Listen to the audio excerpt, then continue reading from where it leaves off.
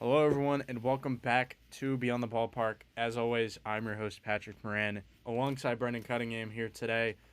We're going to be breaking down the trade deadline. It was quite a chaotic one yesterday. August 3rd, 6 p.m. was the final buzzer, and a lot went down. So, we're here to give you some superlatives. We have come up with a list of 10 different categories to go over. So, we're not going to be just going over every single trade step by step.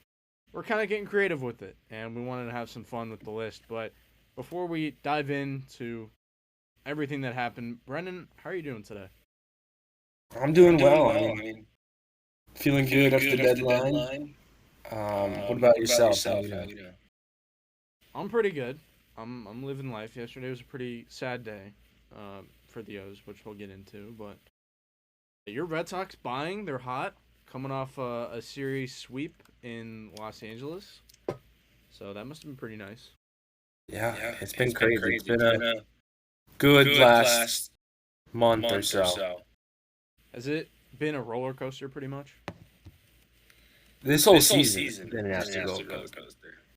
I mean, you went from like Craig Breslow calling for his head to this. Like, that's crazy.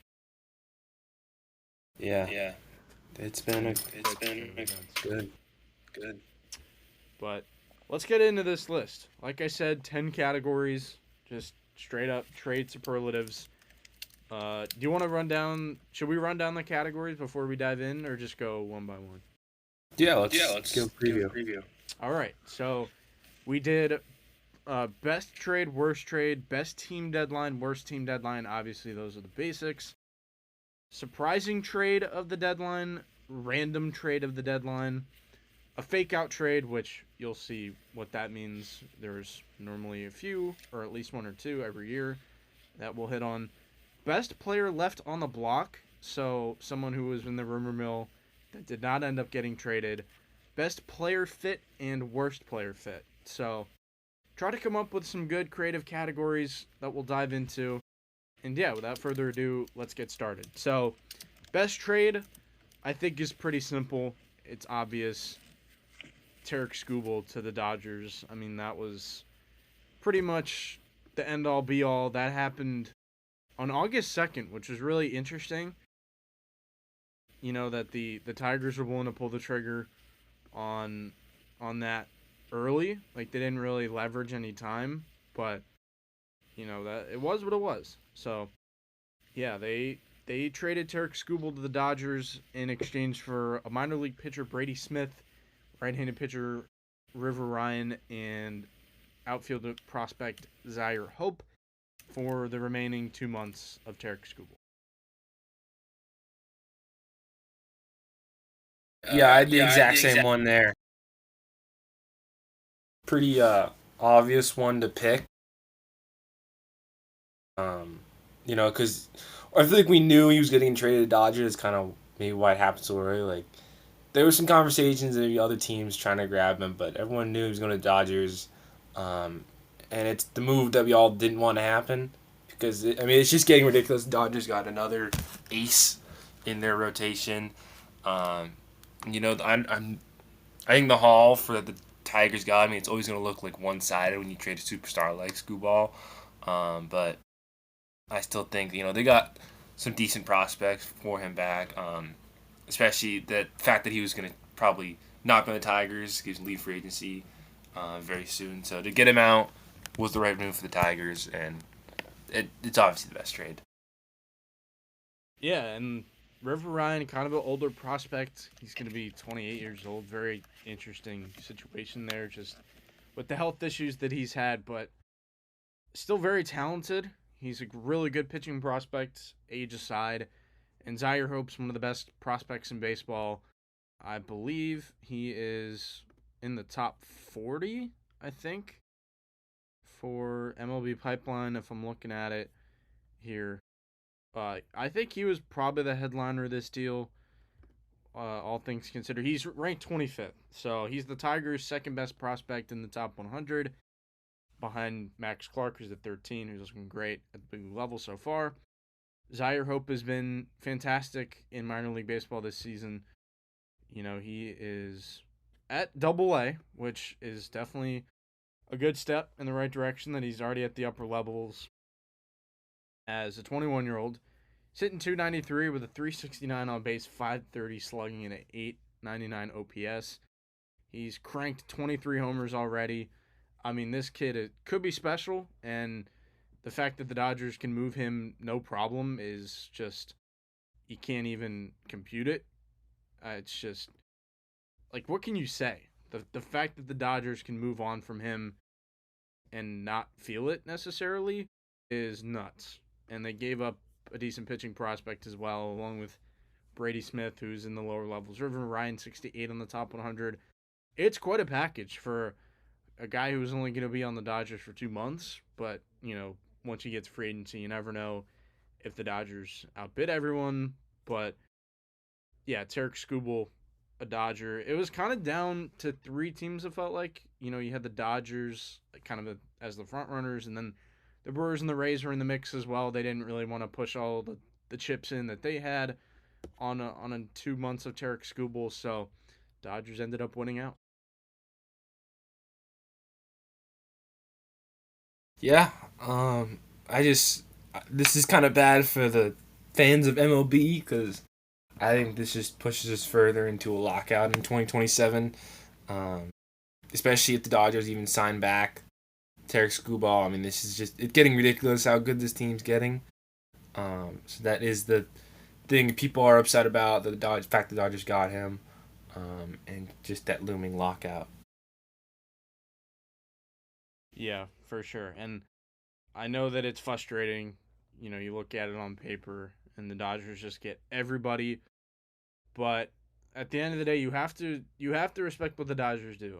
I know that it makes everyone angry, and it's just a frustrating scene to see every good player go to the Dodgers. They just outbid everyone, but they're miles ahead of everybody else. Like the development system, the big league talent is insane. I mean, their like B rotation is probably better than most A rotations on other teams, just with how much depth they have. So, like, yeah, it's not great for a walkout, and we'll see what happens beyond 2026. But yeah, I mean, it's crazy what they can do uh, overall. So, Tarek Skubal back to back Cy Young winner.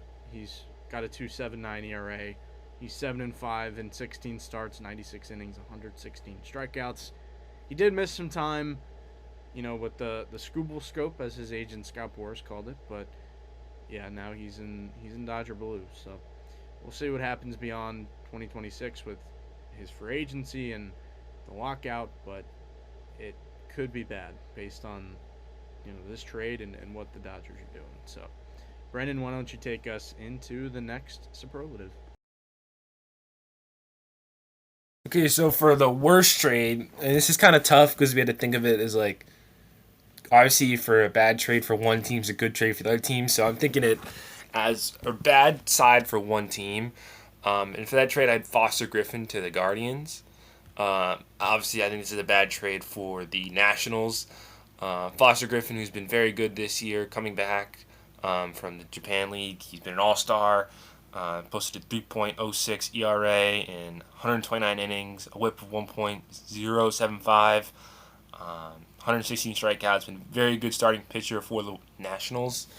And I just feel like the haul that they got back from the Guardians is just, it's not much. I know it's a little shaky. You don't know what Foster Griffin is. It's kind of his first year back. You don't know really what you're getting yourself into as from the Guardians' perspective, but I feel like the Washington Nationals could have just got a lot more, especially for a pitcher that was an All Star season and is playing very good. Yeah, so that trade is going to come up later for me.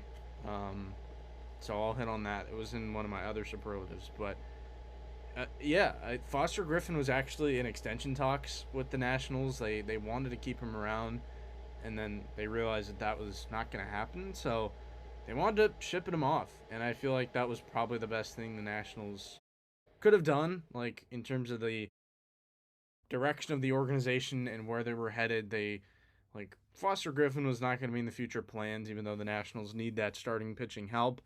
So, yeah, I mean, it's tough that Foster Griffin, like, he figured it out with Washington and he had been so good. And, like, that's been a really fun team overall. But for the Nationals to move on from him was definitely a choice. Like, the Nats kind of felt like they were in their window of contention a little bit early. So, yeah, it was probably smart to sell off some rentals, in my opinion. The worst trade, in my opinion, was Adley Rutschman to the Boston Red Sox. And this is not your typical, one side got a raw deal and such. There are a lot of ugly ways you can slice this, unfortunately. First of all, as a fan, I'm not gonna lie, it sucked to see Adley Rutschman go. I like 1.5 years left on his contract, and like they could have traded him next season for all we care. At least you kick that can down the road, and now he's gone. It broke my heart as a fan. Like I love Adley Rutschman. He's probably my second favorite Oriole of all time, behind Adam Jones. In that aspect, terrible. Like as a fan, it was gut wrenching, heartbreaking, whatever you want to call it. I'm not gonna sit here and give you a sap story, but it terrible. I hated it. I was really sad when it happened as a fan. And then you look at it from an objective perspective, putting on the sports analyst hat. The Red Sox gave up so much for Adley Rutschman and in a vacuum. And I know that it goes beyond the stat sheet for me. It goes beyond what's on paper, just on the emotional side. But the Red Sox gave up three of their top five prospects, and all three of them insert immediately into the Orioles' top 10. And I actually went back, looking back at the Machado trade, and the Dodgers only gave up one top five prospect, and anyone else that was in that package was not in the top 30, was not ranked. So the fact that the Orioles, or not the Orioles, the Red Sox pushed the chips in on Adley like that was crazy. They got taxed in the division. They paid it. It was severe. It was a lofty price for them that was heightened even more by a division rival. And they are going to pay the price for that. And that they did. And I respect it. Like, you're just going all in. And then the Orioles optically, like, number one overall pick, face of the franchise, and you just trade him like this. You can't do that. It can't happen. Mike Elias, the job security, I don't know what that looks like now after this trade deadline. It's just like, you drafted this guy. He was a generational catcher coming out of college.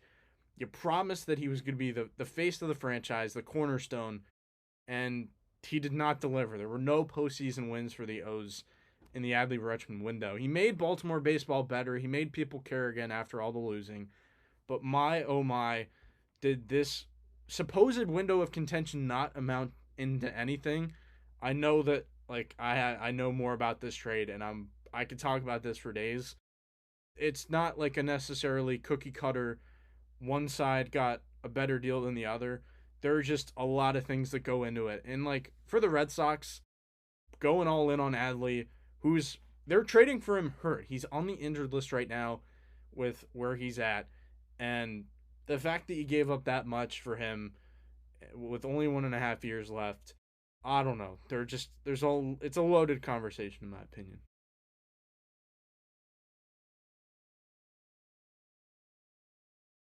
Yeah, it's an interesting move for sure. I definitely, once I first saw it on my phone, I was pretty excited.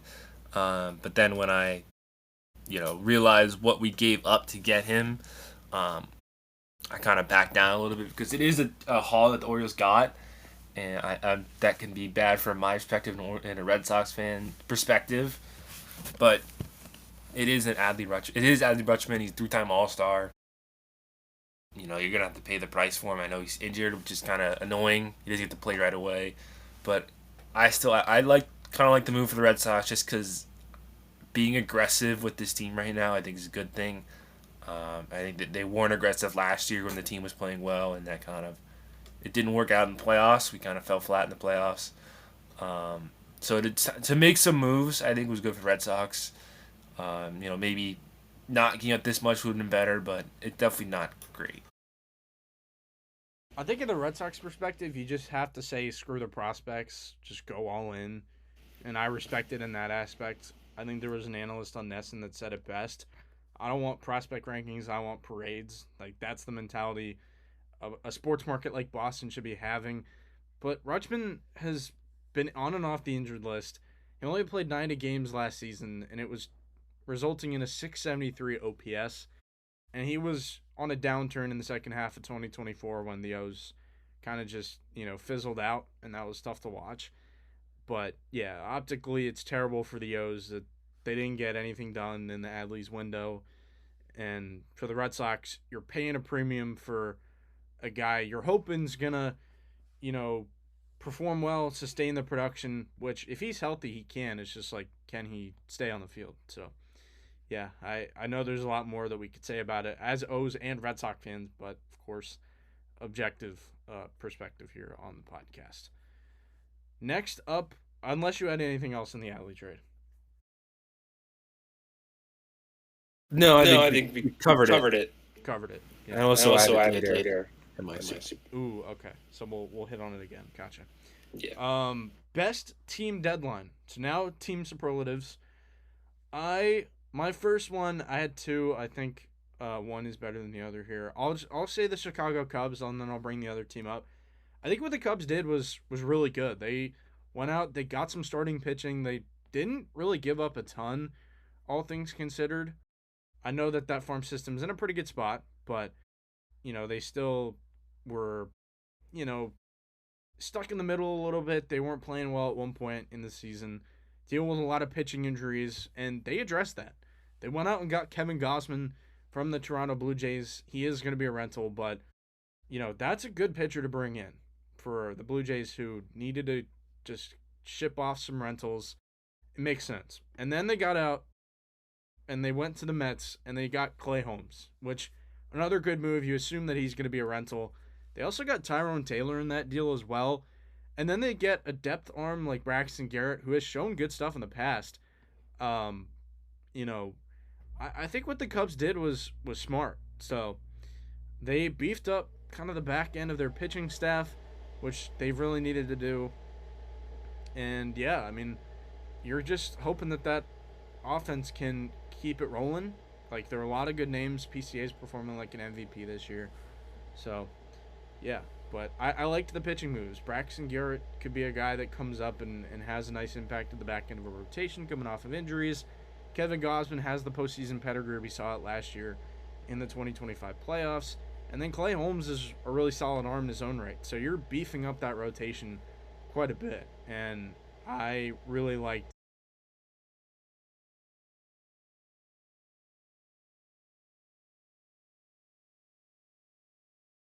Yeah, for me, I had another team in the NL Central, a team that I'm shocked you didn't say. I had the Pirates. I know it's kind of been your team this year. You've been hyping them up a lot, and I like their deadline. It was pretty much only bullpen moves, but I like that. It was a big issue for them, and they completely revamped it. They got Luke Weaver, Camille Duvall, Kirby Yates, Hunter Stratton. I think I'm maybe forgetting one. But just a ton of moves that guys that they needed. Um, this team they're not in the wild card right now, but they're only 3.5 games back. So if they can get hot, and I think helping this bullpen a lot is gonna maybe push them to the playoffs. I know they're trying to get there. People kind of want to see them get there. So I think overall to make some moves, get aggressive at the deadline, improve that bullpen was huge for this Pirates team. As I alluded to, there was another team on my list. It was the Pittsburgh Pirates. So I like that you brought them up. Yeah, it was just they addressed the bullpen. Like that was pretty much it. Luke Weaver, Camilo Doval, the other names that you mentioned. It was good. Like that was what the Pirates needed to address, and they did it. So I like the fact that they're going in. That's my team. I've pretty much labeled them as my squad on this podcast. I believe in what the Pirates are doing. I know Ryan O'Hearn just got hurt, which is really sad, but I think the Pirates are pushing the right buttons. Like they didn't give up a ton, and they made some solid bullpen additions. So, yeah, that's good that you brought them up. All right, so move on to the Next one is the worst team deadline. Staying in the NL Central, I had the Brewers. Um, obviously they lost out on the Terry Scuball, uh, which is it's not surprising. The Dodgers are always going to win that. But I do think they should have been a little more aggressive. They're in first place in the division right now. I don't even know where are they in the National League. I think they're at the top. Yeah, they're first in the National League. So first in Major League. So they should be making some more moves. I know this is kind of the Brewers' method. They don't really make moves. They bring up their guys. They develop them. That's kind of what they do. But I just feel like at some point you have to push the chips in and get aggressive. Because we saw it in the playoffs. Their best team last year, just like this in the playoffs, and they couldn't get it done. So I feel like at some point they're just gonna have to get aggressive. They're gonna have to trade some prospects, get some good players that are good right now, even if they're not there for the long term. I don't know. Maybe it's just they never want to do that because it's the Brewers method. But I feel like going in 1 year wouldn't hurt a ton and kind of improve their championship aspirations. It's a good answer, especially considering the Brewers farm system is one of the best farm systems we've maybe ever seen based on what I've been learning in circles. My answer's out west. I went with the Texas Rangers. The Texas Rangers did absolutely nothing, which is so disappointing. All they did was trade Josh H. Smith to the Blue Jays for Adam Matko. Like, that was the only trade of any significance. And for a team that is at the top of the division, like, that division is weak as heck. And the fact that they did not go out, make more moves, is just, I can't even. I have no words for that. That is just, it's inexcusable what the Rangers did. Like, they did not improve any facet of their team. And as a Rangers fan, you have to be frustrated. I know that they're 55 and 58. Like, they're second in the division. They're right near the top. I think I said they were at the top. They were at one point. But, like, come on. The Astros are 58 and 56. They're only 2 games above 500. The Rangers have gone on some good stretches. But the fact that they did not, feel a need to do anything at the deadline is just inexcusable. At least the Brewers, like, they got a Dustin May and JoJo Romero from the Cardinals. Like, that makes sense. Like, that's a move along the margins that's going to make your team better than it was yesterday. But the Rangers not improving any facet of the team. Bullpen, offense, pitch, or the starting pitching staff, like, they literally just sat on their hands. And, like, that is, you can't be doing that when your division is this winnable.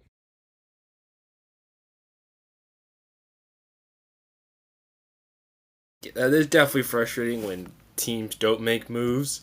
Kind of like the Brewers. They just, because if you make a bad move, and that sucks, but making no moves, not even trying, especially when, like you said, the division is very winnable. That's brutal for the Rangers. They definitely could have been more aggressive, especially not even just their division, but the American League.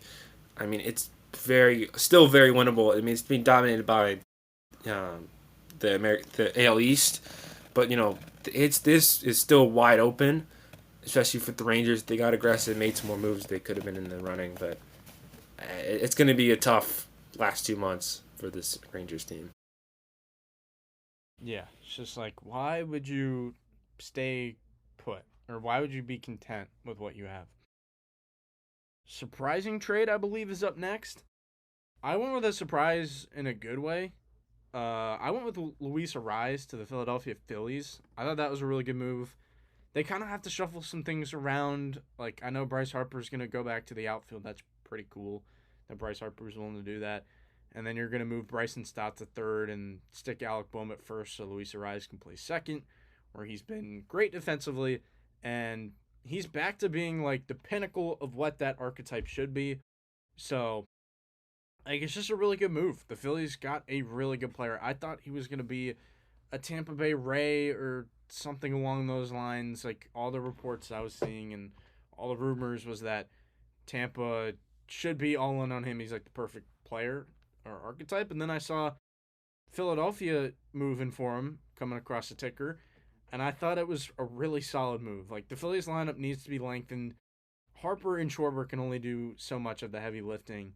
Luis Arias is going to take pressure off of those two, provide a little bit of protection for what it's worth for the last 2 months, and they didn't give up a ton. Like, I know that there were some decent prospects in the mix, I think, excuse me, but overall, not anything too crazy for the Phillies. Like, they're not going to be losing sleep over what they did. So, all they gave up was Marty Guerre and Ramon Marquez, two pitching prospects. Like, I know Marquez had some decent helium and such, but like at the end of the day, the Phillies don't care. They need to be winning now.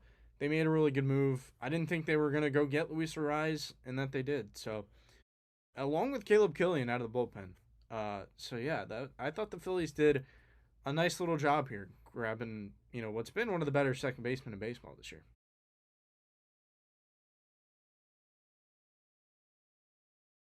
Yeah, it's definitely one of the best bats that was kind of on the block. The Phillies took advantage of that. They're a contending team. They wanted it and they got it. I do have this in one of my later uh, superlatives coming, so I'll talk about it a little more when I get there. But for surprising trade, this is where I had the Adley trade. Um, I think it's surprising for me because I was a Red Sox fan, and I definitely thought they were getting a shortstop. It's the biggest hole that we had. Trevor Story's not been getting it done for Phillies forever. I thought they were going to go off of Zach Neto or Isaac Paredes, something like that. But it didn't happen. They went to Adley Rutschman, which I guess catcher was definitely one of the weaker positions we had. But I didn't even know they were in conversations. He was kind of I didn't know he was on the block for the Red Sox. To go get him. So that was definitely surprising for me. Um, I said it earlier. Like I was shocked, and I was also excited when I saw it on my phone yesterday. So that I know we kind of discussed this a lot. So that was my most surprising. I'm sure you guys are gonna enjoy Adley, like bringing that catcher stability, and yeah, the Red Sox were certainly a surprise. I didn't think if Adley was gonna get moved, it was gonna be to Boston. So, yeah, props to the Red Sox. Random trade now. I went with Dalton Varsho to the Houston Astros. I know the fit makes sense because the Astros needed the outfield help, but I didn't really think Dalton Varsho was gonna be the guy. I thought they were gonna Jones for, I don't know, Mickey Moniak or Jake McCarthy from Colorado. Instead, Mickey Moniak got a little extension from the Rockies. Excuse me. And Jake McCarthy, I don't believe got moved. So, like, they pivoted. Dalton Varsho's a rental. He was cheap on the block, and it addresses a need for the Astros. Like, I think it was a good random. Like, that makes sense.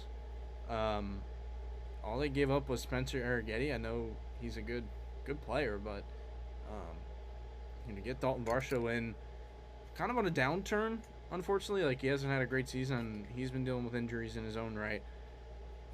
But they kind of just shed the volatility of Spencer Arrighetti in favor of strengthening another area of the team, and Dalton Varsho was the guy. So kind of random, like the 1-for-1 swap, but it worked. So I'm not gonna complain too much. Like, Dalton Varsho, just a decently solid move that I didn't think the Astros were gonna go make.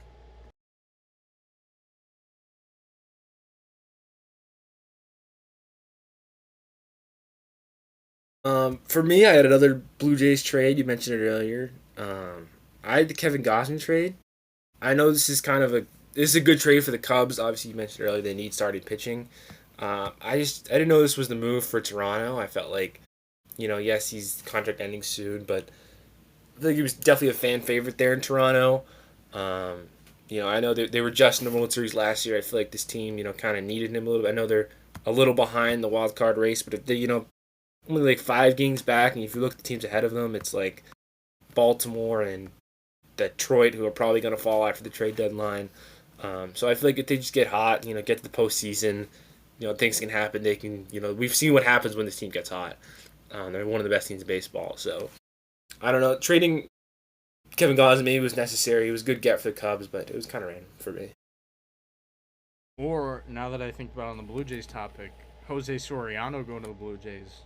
That was pretty surprising because they sold off some pieces and they went out and got a starter with control, and they parted with a pretty decent shortstop prospect in Arjun Amalas. So, um, yeah, pretty shocking that the Blue Jays kind of did both at the end of the day.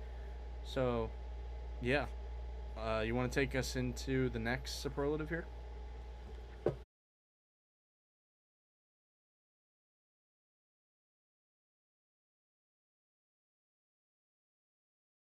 Yeah, so up next we have the fake out trade. I think we kind of got the idea from last year when there was a fake report that Joe Ryan was traded to the Red Sox. So it's kind of a trade that gets circulated by maybe unofficial accounts on Twitter and stuff, and people kind of freak out for a second until we realize maybe 5 minutes later that it's not true, or it's like a more official account that just gets the wrong. They did get something wrong. I'm not really sure what the story behind this one is. It's Reed Detmers to the Cubs. I think you were more alert of what was happening. I was not aware of this, but apparently he was a Cub for a few minutes until that got debunked. So explain that. Yeah, so a report came out that Reed Detmers had been traded to the Cubs, and then I believe about 3 to 5 minutes later, it was made false, or I forget the official term. I wish I had a better word for that. It was, debunked. As I said, pre-record. If I can try and find the tweet here, it was, you know, he was reportedly traded to the Cubs, and didn't happen. So yeah, they had to go like report that it wasn't real. It was inspired by the Joe Ryan trade. I know that probably was a little bit sad for you to not get Joe Ryan last year, but this was the one this year. I also uh while I try and find the Detmers tweet, there was another one that I mentioned that I thought honestly had a chance to happen. Adley Rutschman, we're of course going back to Adley Rutschman. There were trade conversations between the O's and the Yankees for Adley Rutschman. I thought there was some progress made, or at least that's what I heard from reports. And the Yankees ultimately did not get him. So yeah, it good on the Red Sox for sniping him away from a division rival. Maybe the Yankees just couldn't pay that price that the Red Sox did, but you know, not necessarily an official fake out, but you know, something that ultimately fell through.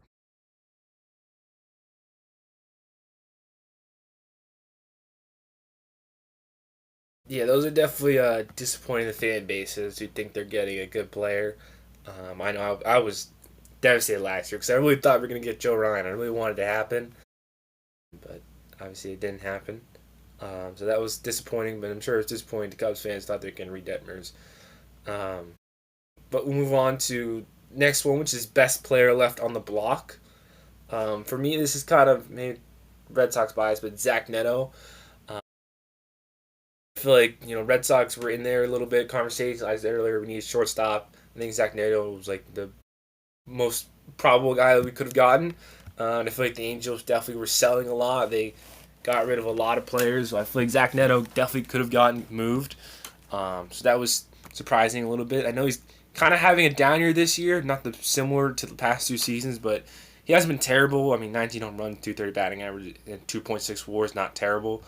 But it's not the same to what he was doing last year and the year before that. But I feel like he should have gotten moved from the Angels, and he's a pretty good player. Just real quick to hit on it, I did find the Reed Detmers report. It was from Michael Cerami of Bleacher Nation. Sorry if I said that wrong. He reported that Detmers had been moved, and then ESPN's Jesse Rogers uh, kind of said that it didn't happen. So, yeah, that was pretty much it. I also had Zach Neto, so there is no Red Sox bias there for you. I thought Zach Neto was probably the best player, one of the best players available, and after all that went down, he was definitely the best that was left on the cutting room floor. Like, I mean, you don't have that many opportunities to go and acquire a shortstop like that, and the Angels ended up holding on to him. I know they moved Soriano, and I guess Detmers is kind of in that conversation too, like one of the best players not traded on or left on the block. But yeah, Zach Neto was definitely in some trade rumors, and he was in the rumor mill for sure, and ultimately didn't get traded. Maybe Boston was there. I know that they were talking about trading their top prospect Franklin Arias, who also plays shortstop, and he's a top 5 prospect in baseball. Um, Arguably, I know he's 7 on pipeline, but close enough. So yeah, Zach Neto, like I don't know if he's ever gonna have a higher value just with the control and the talent at this point. So definitely for the Angels to hang on to him was an interesting decision. I'll look up the contract details real quick. If you had anything else, like, would you have done the Neto for Arias type of deal, like a 1-for-1 ish, maybe more from the Red Sox? I mean, looking back at what you just said 10 minutes ago about the we don't care about prospects but parades, I don't know if I would have done that. That seems maybe a little too rich. I know Zach No's a good player and he's a shortstop, but that's tough. He's a really good prospect. He's obviously our best one. Um, so I don't know if I would have done that deal along with the Adley Rutschman. I think maybe giving some of the not doing the Adley Rutschman deal and then doing some of the other putting some of those players into a Zach Neto deal. I would have done. Um, but I don't know. That including him would have been too much for me.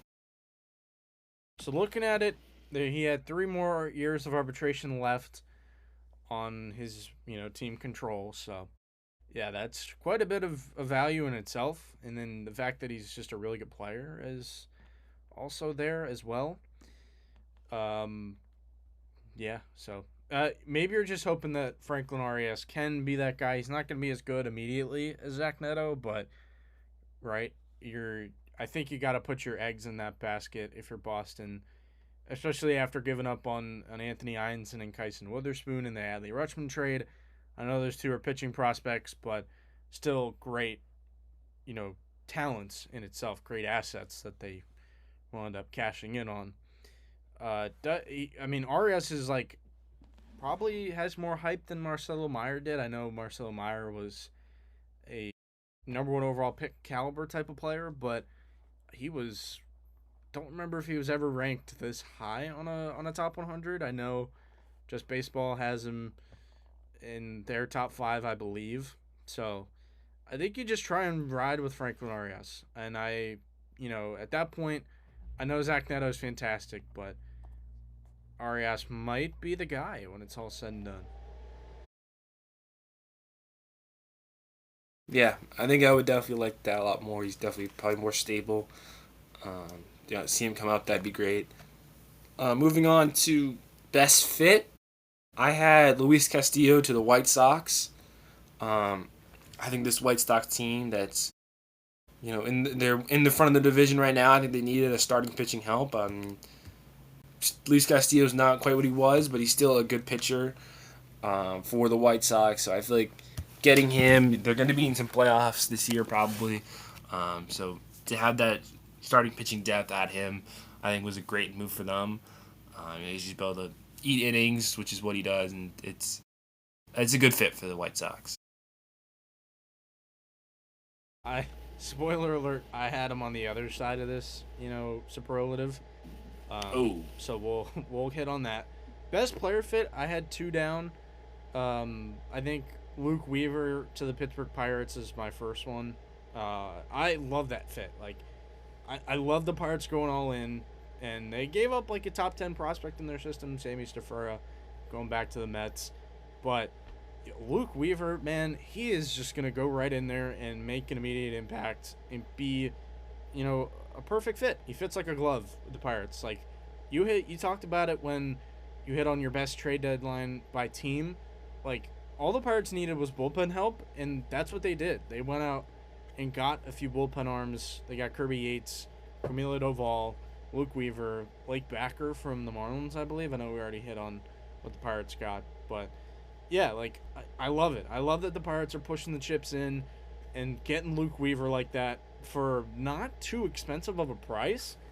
I think is fantastic and like just that bullpen is completely revamped, looks different, and it's better. It's way better. So I think the Pirates are in a prime position to compete, make a push, and this trade deadline is a big reason why.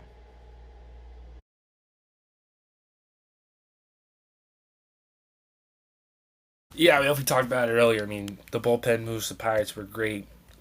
It was their biggest need. And Luke Weaver was one of the best arms available. He's been great for the Mets, and putting him in Pittsburgh was a great move for them. Um, so we know what your worst fit is. I had one more best fit. I know you talked about this player earlier as well. Foster Griffin to Cleveland. Like, I love that move. I think. Um, I know it sucks that the Nationals moved on, but the Guardians, I believe, when I listened to the Just Baseball Show podcast, they had only used 5 starting pitchers the entire season, and that's crazy luck. Pitchers are always getting hurt, and like you always got to tap into the depth.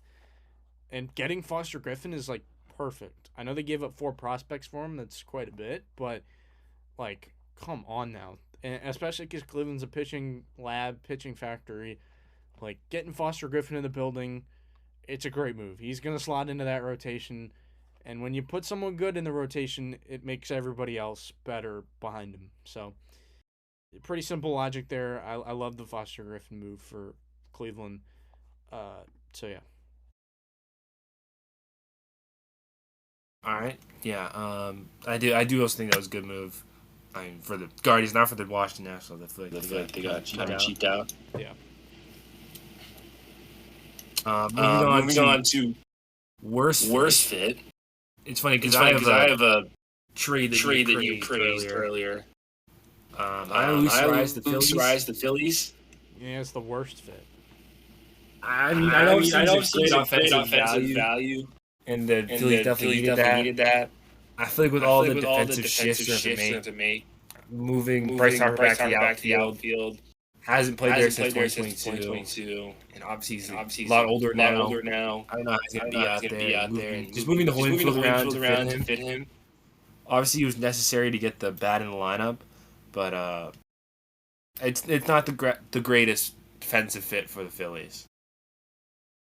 No, I get that. That's why I didn't have it as like one of my best trades. I thought like just getting the bat Luis Horizon was great, but obviously like the logistics are not good. So I completely understand where you're coming from. I had Luis Castillo. I don't know. It's kind of tough. Like, there weren't really any bad trades per se. I just didn't like the fact that the White Sox took on all of Luis Castillo's money and like gave up 3 players to get him, and he's in a down season. Like, his ERA is over 5.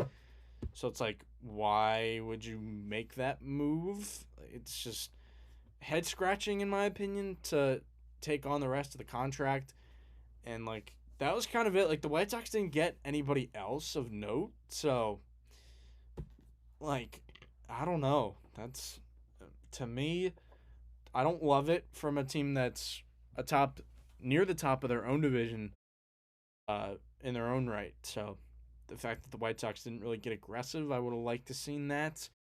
Another one I had was, where's my notes? Oh, Lars Nootbaar to the Diamondbacks. I know the Diamondbacks needed some outfield help, but I don't know. That wasn't really like what Lars Nootbaar, really. That's the best you could do, and the Whites and the D-backs are trying to push for a postseason spot. Like, they're on the outside looking in. Like they're teetering on the edge in a competitive National League playoff picture. And if they were in the American League, they'd be, flying high. But like, I don't know, in the National League, it might not be enough. Like, you have either the Braves or the Phillies are going to be in the wild card. Whoever wins the division, the other team goes into the wild card round, and then you have the Cubs who got better. And you have the Pirates that are also pushing the chips in. Like, the Pirates got more aggressive at the deadline, and then the Padres got better at the deadline. They got Casey Mize and Robbie Ray. They're 3 games above 500. I know they're behind the D-backs right now, but it's like, Padres are always going to be aggressive. I don't think the Diamondbacks can necessarily keep pace in a more competitive National League now after what other teams around them did, and Lars Nootbaar, kind of the poster child of that disappointing move for a player that's never really performed that well. So Yeah, I mean, obviously they had a need in the outfield, and they tried to do something, but it's tough when you do a move, but it's not the guy that you really needed. So that they're definitely gonna probably feel that in the long run for the Diamondbacks. Kind of not filling that need. Or maybe it works out. You never know. that's pretty much it. Those were all our superlatives. Did we have anything else we wanted to hit on? No, I'm trying to think any big trades we missed here that we didn't even mention. I think we got it all. I mean, on the Orioles side, the they traded Taylor Ward for a bag of peanuts and a gift card, so that's nice. Seattle Mariners, I should say. That like offensive piece for the M's. I like the fact that they're staying the course and they didn't give up much to get him. So at that point, why not? Taylor Ward's an on base machine. I mentioned Robbie Ray, Casey Mize to the Padres. The Padres farm system is completely gutted. Now there's like nobody left besides Ethan Salas. Um, Dean Kramer traded to the Twins in the Orioles' perspective. Now there's nobody left from the Machado trade, which that's kind of the fun fact. And sad to see Dean Kramer's tenure in Baltimore end that way. Brewers didn't go all in. All they got was Dustin May, JoJo Romero from the Cardinals in division trade and such. Twins made some moves. What did you think of the Twins? They were kind of improving along the margins. That was interesting. I didn't think the Twins were going to be really big buyers this trade deadline. They got aggressive. Maybe they feel this. I've said it before. The American League is open. If someone and they can sneak in there and sneak in a wild card spot, I think it's doable. I mean, they're only a game back of the Guardians, so they could definitely get up there. With these aggressive moves. So I don't hate it. There was also Freddie Peralta to the Rays. That's a fun one. Maybe the Rays get more out of Freddie Peralta in the last 2 months, and you don't typically see the Rays pushing some chips in, but they're doing it here, and yeah, that's good stuff. Hunter Goodman didn't get moved, which was interesting. Of the I'll say roster, I like the Marcelo Meyer trade. Oh, that's right. You wanna bring that up? Marcelo Meyer, who was at one point the chosen one, is now gone. And I know you talked about it a bit off air, but if you wanted to share anything on air. Yeah, I mean, he was definitely a high prospect that we thought was going to be a guy for a while, and we brought him up last year, and I feel like he just wasn't getting it done. He was injured, but I think it was definitely the off the field issues. He was causing problems going into town, and typically dragging Roman Anthony along with him, which I feel better on Roman Anthony. So I think to get him out of the building, just to stop him from distracting Roman Anthony, who I think is the guy. I think he's great for the organization and Roman's development. So I like the move. I feel like it needed to be done. He didn't have enough production to stay around, so got moved. I mean, I know the haul maybe wasn't the best thing, just a reliever arm, but I think Eric Miller is a good arm.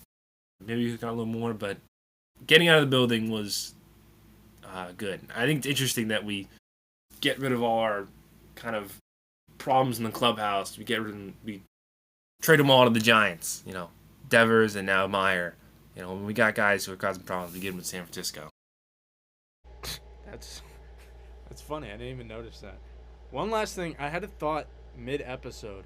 Would Hunter Green have been the best player left on the block? I know he was getting floated in trade talks. Would you say he's better than Zach Neto, or?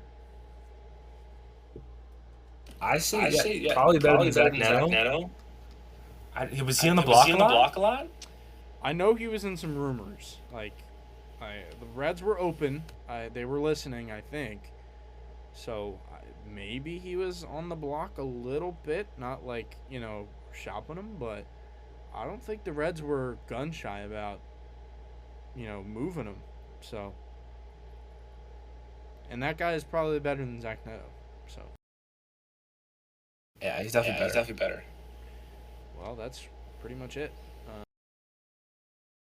Luis Garcia to the Yankees. Him and Elliot Ramos. We didn't talk about the Yankees at all, which was, funny. But yeah, they kind of had a disappointing. They had a decent deadline. Decent or disappointing? I think you said decent. I'd say I'm for the Yankees standards is probably disappointing. Yeah, they didn't go get a catcher, which was. Were you surprised by that? Well, they were gonna get Adley, and then Red Sox swooped in. Yeah, stole for the Yankees. It was great. Yep. I know. Yeah. I know. We Yeah. clapped that up. Could have thought they were gonna make some bigger move. Yeah, I'm just surprised. Like they didn't do anything about the catching. Like Austin Wells has not been good, and there's like nothing behind him. So the fact that they didn't address any catching issues, like they're just kind of hoping and praying on Aaron Judge coming back. So, yeah, you're gonna have to insert Luis Garcia Jr. and Elliot Ramos into the lineup, and they didn't do anything to the bullpen either. Like they didn't make any bullpen improvements. I mean, they got rid of all. Yeah, but like still, they didn't go out and get somebody new. Yeah, it's true. So, I don't know. Yankees, we'll see what happens. They have not been playing good baseball, so that'll do it for today's episode.